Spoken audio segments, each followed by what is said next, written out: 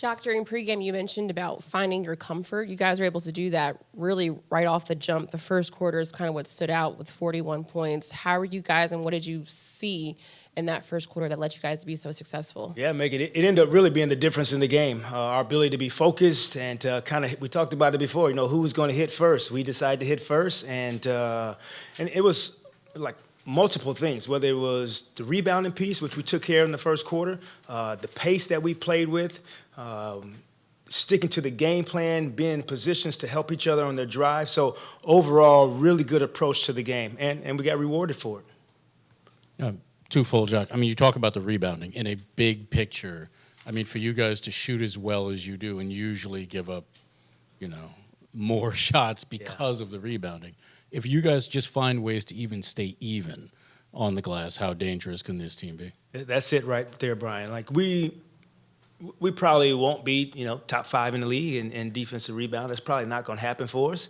But if we can just continue to inch our way from, being at the bottom of the pack, our shooters who haven't shot the basketball well the entire year, they're going to come around. They're going to shoot the basketball. So eliminating the mistakes, the turnovers, that's one piece that we can control. The fouling is the other piece that's the next challenge for us. We can even out the rebound game. We can be in good shape. And, I mean, from a micro point of view, when you go on that 15-0 run, I think you held them to 0 of 7 with a couple turnovers. I mean, what was the key there defensively for you? Yeah, we were really covering for each other and really getting the ball in the hands of the people who we wanted to shoot and then showing a crowd when they get the ball in the hands of the guys that they were trying to get the ball to. So overall, really locked in. That's what we showed at halftime. We were really locked into the game plan, and nicely done by the guys. Coach, obviously Joe, the last 2 games, he's kind of been on a hot streak. Have you seen something different from him, or is it just reps and time and his shot catching up? A little bit of everything. I kind of talked about it pregame about it's not going to be linear for these guys. So Joe went from starting to the bench to one game playing 12 minutes to back to starting. And so trying to really condition their minds to being able to be in any situation. I think he's getting used to it a little bit more. He's playing extremely hard that we talked about. He's an unbelievable person, so, good things are really going to happen because he tries to do the right thing for his teammates every single day. And it's just the worm is turning a little bit.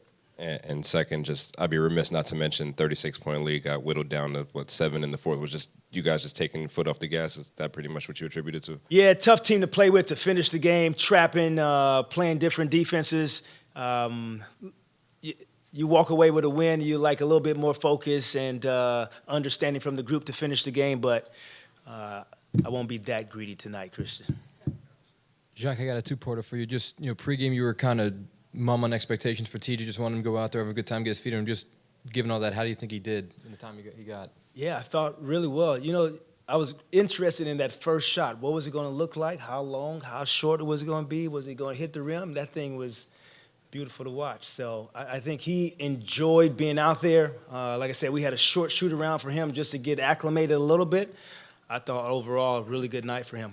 And then you joked about that shoot around being his first real practice with the team. It also just happened to go that his first shift was with Edmond and Markieff, the only 2 guys who've played with him on the roster. How much of that was giving him some familiar faces around him versus just your shorthand, and that's kind of the way it worked out? Yeah, it's a little bit of both. So it was planned for him to have that first stint with Kevin, so just so Kevin can kind of carry that group so he could finish, and then for him to be out there also without Kevin and see what that group looked like, which was pretty good. So, but the thought was, let's get him in there with Kevin. Maybe Kevin can attract a double team and he can get an open look. Just in terms of comfort and rhythm, do you find it to be a little bit easier for Joe when he is starting the game? I'm really trying to get the guys to not lean on that.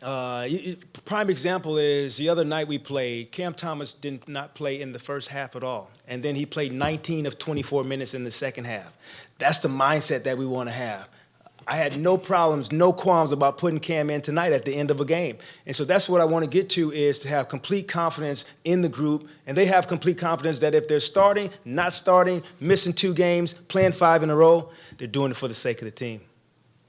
Jacque, obviously injuries are part of this deal, but specific to TJ after almost 2 years, how big of an emotional hurdle is it for him to just clear what he did tonight, get out there, and start playing again?